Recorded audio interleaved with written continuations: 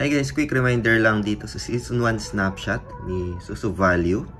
Sa pag-connect ng wallet, isa sa mga importanteng task para ma-claim yung inyong airdrop dito guys. No? Ayan. So, meron na lang 10 hours. Sa akin, connected na.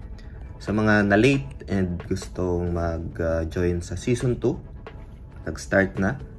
And andito yung mga task guys sa baba. No? So, discuss natin yan dito sa video natin today. Pero bago tayo dito magsimula, kung hindi nyo pa na-like itong video na ito, please like this video first. Subscribe yung YouTube channel natin, turn on the bell icon para ma-notify kayo dito sa mga updates natin na ginagawa sa ating YouTube channel guys. No? So, a few days ago, binigyan ko to ng ideas, perspective.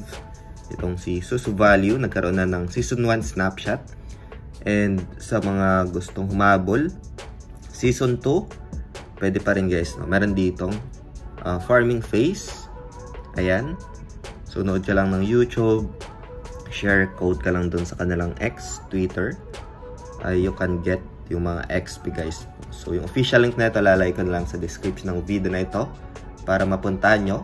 And merong additional, if I'm not mistaken, 20k XP or 10k XP once na magdamit nyo guys. No? So, simple lang. You can just follow yung mga task dito. Tapos meron silang pinaka-new campaign. Ayan. Yung available SSI dito. Or SOSO tokens. Ayan. SSI campaign.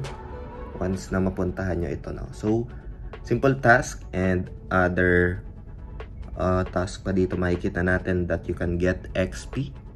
Like daily check-in guys. No? So, yun. Sa mga nakapag-start ng Season 1, congrats. Make sure na makonect nyo yung wallet nyo dito kasi sa mga requirements para makapag-claim ng SOSO tokens guys no, during Season 1. So yun lang guys, maraming salamat ulit sa panonood. Hope this update helps. Ingat tayong lahat and peace out. Bye for now.